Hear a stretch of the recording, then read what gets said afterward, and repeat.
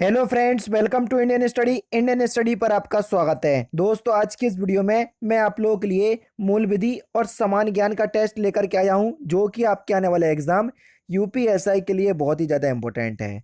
ध्यान रखिएगा, ये जो टेस्ट है जीके वाली सीरीज से अलग है।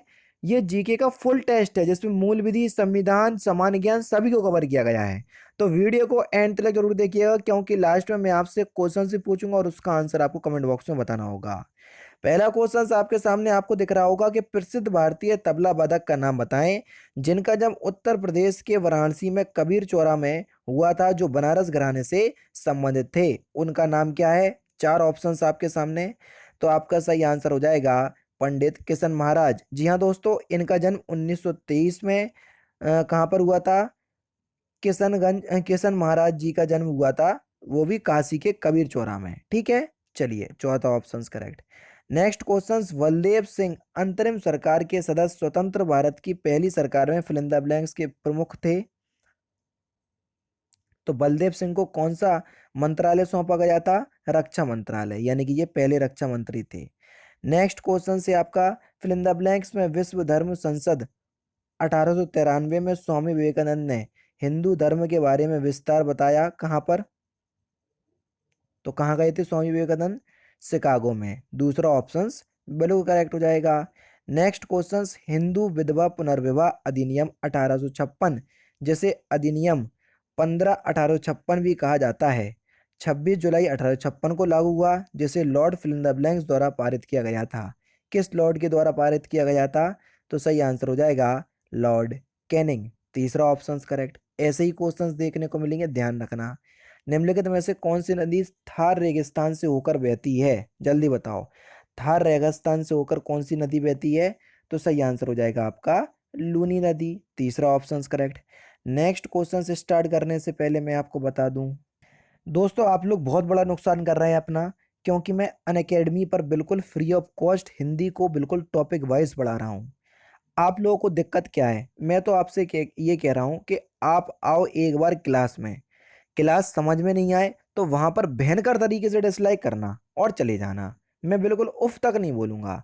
लेकिन आप लोगों के हित के लिए जब मैं क्लास ऑर्गेनाइज आपको करवा रहा हूँ रोज सुबह 11 बजे, तो आओ क्लास में अपनी तैयारी को बेहतर करो। ठीक है?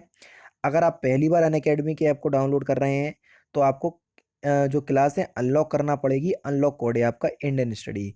किसी भी तरीके की अगर आप दिक्कत आ रही है तो मेरे को आप इंस्टाग्राम पे मैसेज करो, तो मैं आपको बता दूंगा कि आपको अनअकैडमी कैसे यूज़ करना है। लेकिन क्लास में एक बार आओ, जरूर आओ, आकर के चले जाओ वो मुझे मंजूर है, क्योंकि अगर आपको समझ में नहीं आएगा तो आप चले जाओगे, वो मैं तो मान रहा हूँ। लेकिन एक बार आ जाओगे तो फिर जाओगे नहीं, ये भी मेरा आपसे वादा है। ठीक है? और अगर आप अनअकैडमी के प्लस प्लेटफॉर्म पर पढ़ना चाहते हैं तो अनअकैडमी उत्तर प्रदेश के अंदर जितनी भी आगामी परीक्षाएं हैं उनसे संबंधित कोर्स चला रही है। चाहे यूपीएसआई हुआ, यूपी लेखपाल हुआ, या UP triple S C PET का कोर्स हुआ, जो कि 10 अप्रैल से स्टार्ट हो जाएगा और 30 जुलाई तक ये जो कोर्स है आपका चलेगा। 4 महीने का टारगेटेड बैच है, जिसमें अनअकैडमी के टॉप एजुकेटर आपको यहाँ पर अलग अलग सब्जेक्ट पढ़ाते हुए दिखेंगे, जैसा कि आपको दिख रहा होगा। अगर आप इस कोर्स में एनरोल करना चाहते हैं तो डिस्क्रिप्शन में लिंक दिया हुआ है, वहां से आप इस कोर्स में एनरोल कर सकते हैं। रेफरल कोड की जगह अपने चैनल का नाम इंडियन स्टडी अप्लाई करोगे तो 10% का डिस्काउंट भी प्राप्त हो जाएगा। अब देख लेते हैं next question. Next question, vitamin C की कमी से कौन सा रोग होता है? इससे ज़्यादा सिंपल क्वेश्चन नहीं मिलेगा। तो विटामिन सी की कमी से होता है आपका स्कर्वी रोग। बेरी बेरी विटामिन बी की कमी से होता है। रतौंधी विटामिन डी की कमी से होता है। पहला आगरा की बात करें तो विटामिन B3 की कमी से होता है, ये भी याद कर लो। ठीक है? नेक्स्ट क्वेश्चन, जैसे बेरी जैसे कैनबेरी, स्ट्रॉबेरी और रॉसबेरी में कौन सा खनिज पाया जाता है? जल्दी बताइए। तो इसमें कौन सा खनिज पाया जाता है? तो इसमें आयरन पाया जाता है दोस्तों। पहला ऑप्शन करेक्ट। ठीक है, क्या पाया जाता है? आयरन। नेक्स्ट क्वेश्चन, काफ़ी सिफारिश की जाने वाली खाद्य पदार्थ ब्रोकली सब्जियों के किस परिवार से संबंधित है? ध्यान रखना, साइंस जो है वो 4 से 5 नंबर की आएगी। तो जो ब्रोकली है वो किस परिवार से संबंधित है? फूल गोभी, उसी को तो कहते हैं। दूसरा ऑप्शन करेक्ट। संविधान सभा की अल्पसंख्यकों की उप समिति के अध्यक्ष का नाम बताएं। तो आपका सही आंसर क्या हो जाएगा? Option number C, H.C. Mukherjee. तीसरा ऑप्शन बिल्कुल करेक्ट हो जाएगा। नेक्स्ट क्वेश्चन आपके सामने, ग्राम पंचायत तंत्र के 3 स्तर होते हैं। ब्लॉक स्तर पर, ब्लॉक स्तर पर तीन स्तर होते हैं। तो ब्लॉक स्तर पर आपका पंचायत समिति होती है। क्या होती है? पंचायत समिति, दूसरा ऑप्शन करेक्ट। किस समिति के कार्य ने पूरे देश में पंचायती राज संस्थाओं में के प्रारंभ के लिए मंच स्थापित किया? किस समिति ने? जल्दी बताएं। तो सही आंसर हो जाएगा आपका बलवंत राय मेहता समिति, दूसरा ऑप्शन करेक्ट। एक राजनीतिक दल राष्ट्रीय पार्टी के रूप में मान्यता प्राप्त करने योग्य होगा यदि वह लोकसभा में कम से कम कितनी सीटें जीतता है? तो कम से कम अगर वो 11 सीटें जीतता है तो वह एक राष्ट्रीय दल के रूप में मान्यता प्राप्त करने के लिए योग्य होगा। लोकसभा या विधानसभा चुनाव में खड़े होने के लिए उम्मीदवार की आयु कम से कम कितनी वर्ष होना चाहिए? तो कितनी वर्ष होना चाहिए? 25 वर्ष, तीसरा ऑप्शन करेक्ट। नेक्स्ट क्वेश्चन, भारतीय दंड संहिता की धारा 405 और 409 किस विषय से संबंधित है? जल्दी बताइए। भारतीय दंड संहिता की धारा 405 और 409 किससे संबंधित है? या 4 से 5 से 4 से 9 तक किससे संबंधित है? तो सही आंसर हो जाएगा आपराधिक न्याय भंग से, पहला ऑप्शन करेक्ट। भारतीय दंड संहिता की धारा 415 से 420 का संबंध किससे है? जल्दी बताओ। 415 से 420 का संबंध किससे है? तो सही आंसर हो जाएगा आपका धोखाधड़ी, तीसरा option correct. Equity share capital से निश्चित ब्याज वहन निधि के अनुपात को फिल इन द ब्लैंक्स कहा जाता है। क्या कहा जाता है? तो आपका सही आंसर हो जाएगा पूंजी लाभ अनुपात, दूसरा ऑप्शन करेक्ट। संविधान द्वारा विचार की गई लोकसभा की अधिकतम ताकत क्या है या अधिकतम सीटें कितनी हैं लोकसभा की? तो सही आंसर आपका क्या हो जाएगा? 552। ठीक है, तीसरा ऑप्शन यहाँ पर आपका बिल्कुल करेक्ट हो जाएगा। ठीक है, देखो वर्तमान में लोकसभा में 545 सीटें हैं, 443 निर्वाचित हैं और 2 जो हैं वो मनोनीत किए जाते हैं। ठीक है, ये ध्यान रखना।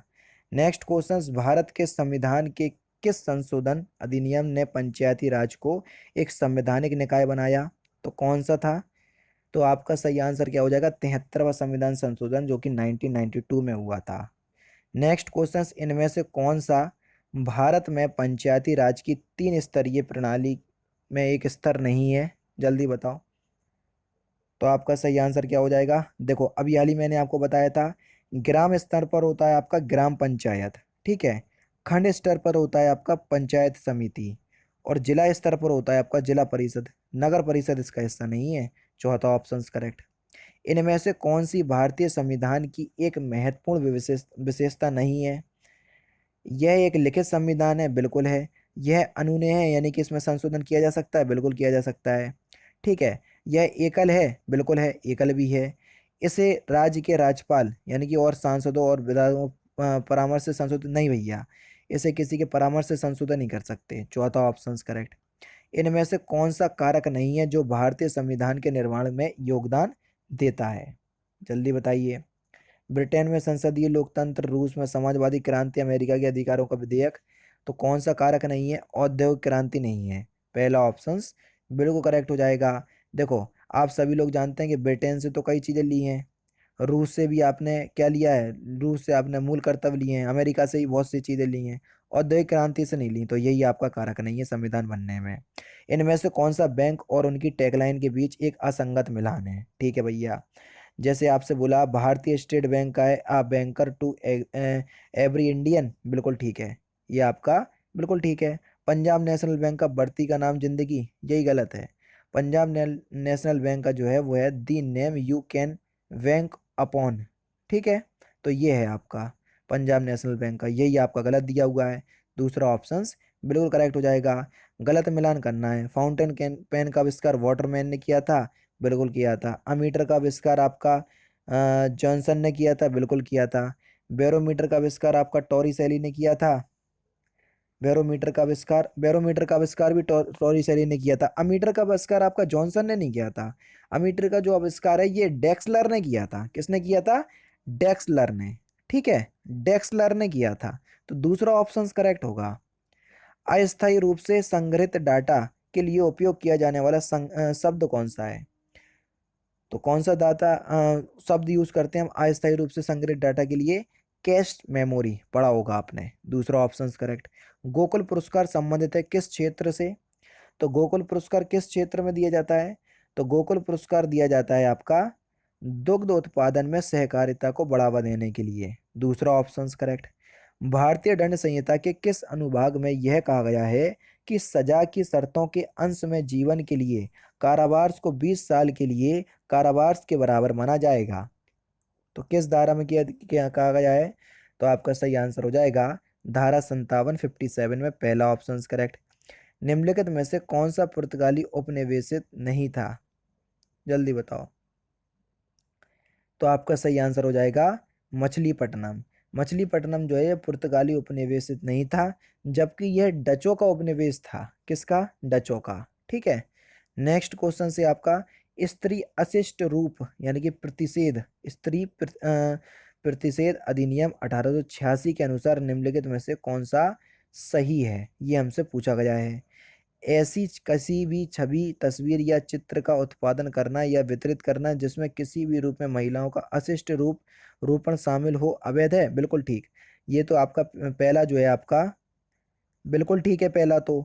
दूसरा है आपका कि उपरोक्त किसी भी ऐसी छवि या फोटो आदि का उत्पादन या वितरण गैर कानूनी नहीं है यदि उसका प्रकाशन विज्ञान, साहित्य, कला या शिक्षा के हित में है या उसका प्रयोग प्रमाणित रूप से धार्मिक उद्देश्यों के लिए किया गया हो। क्यों? क्यों भी आपका बिल्कुल ठीक है, पी और क्यू दोनों ठीक हैं।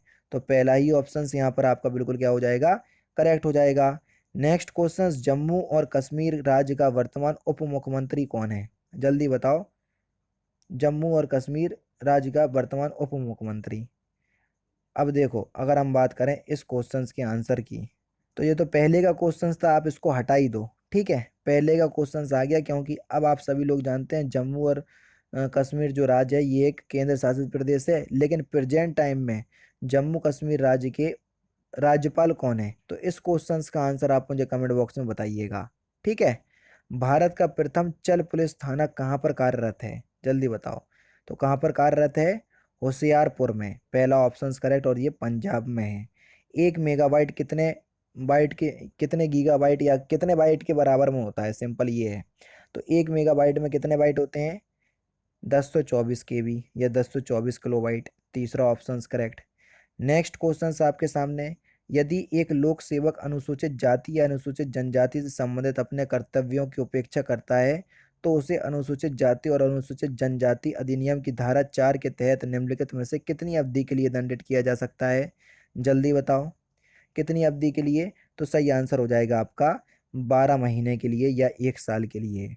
थाने में मानवाधिकार संरक्षक के लिए आप किस प्रकार कार्य करेंगे? जल्दी बताइए। उच्चतम न्यायालय के निर्णय DK वसु बनाम पश्चिम बंगाल के निर्देश का पालन करेंगे? बिल्कुल ठीक। पहला ही ऑप्शन जो है वो आपका बिल्कुल क्या हो जाएगा सर? करेक्ट हो जाएगा। नेक्स्ट क्वेश्चन, इस यातायात प्रतीक का अर्थ बताइए कि इस यातायात प्रतीक का अर्थ क्या है? तो इस यातायात प्रतीक का अर्थ है रुकिए। दूसरा ऑप्शन बिल्कुल करेक्ट हो जाएगा। नेक्स्ट क्वेश्चन, यह दर्शाता है कि भिन्न भिन्न कटौतीकर्ताओं द्वारा स्रोत पर कर की कटौती हो चुकी है और वह सरकार को जमा कर दिया गया है। क्या यह दर्शाता है? कौन सा फॉर्म? तो आपका सही आंसर क्या हो जाएगा? Form 26AS। पहला ही ऑप्शन बिल्कुल करेक्ट हो जाएगा सर। भ्रष्टाचार या पद के दुरुपयोग के किसी भी आरोप या प्रकटीकरण हेतु लिखित शिकायत देने के लिए भारत सरकार ने किसे नामित संस्था के रूप में प्राधिकृत किया? तो कैसे किया? 4 ऑप्शंस आपके सामने हैं। तो आपका सही आंसर हो जाएगा केंद्रीय सतर्कता आयोग को। दूसरा option correct. Next question number 18 है। 80 है कि सूचना का अधिकार RTI अधिनियम के अंतर्गत सूचना प्राप्त करने की प्रक्रिया के संदर्भ में इनमें से कौन सा वक्तव्य जो है वो सही है? सूचना प्राप्त करने के लिए आवेदन का कोई निर्धारित प्रारूप नहीं है, आवेदन सादे कागज पर किया जा सकता है। बिल्कुल ठीक, पहला तो बिल्कुल ठीक है। दूसरा है कि सूचना पाने के पीछे क्या कारण है कि सूचना प्रार्थी को यह बताने की आवश्यकता नहीं है। बिल्कुल ठीक, ये भी बताने की आवश्यकता नहीं है, वो किसी भी क्षेत्र में चाहे तो अपनी सूचना जो है वो प्राप्त कर सकता है। तो दोनों जो है वो आपके सही हैं। तो बी ऑप्शन यहाँ पर आपका बिल्कुल करेक्ट होगा। तो दोस्तों ये थे आपके 40 इंपॉर्टेंट क्वेश्चंस जीके के, जैसा कि आपके एग्जाम यूपीएसआई में आने हैं। तो जीके का फुल टेस्ट था, कैसा लगा तो मुझे कमेंट बॉक्स में जरूर से बता दीजिएगा। तो दोस्तों फिलहाल की वीडियो में सिर्फ इतना ही। अगर आपको वीडियो पसंद आए तो प्लीज दोस्तों वीडियो को लाइक कीजिए, शेयर कीजिए और साथ ही साथ हमारे चैनल को सब्सक्राइब करना ना भूलें, क्योंकि मैं रोजाना इसी तरह की वीडियोस आप लोगों के लिए लाता रहता हूँ। नमस्कार दोस्तों, जय हिंद, जय भारत।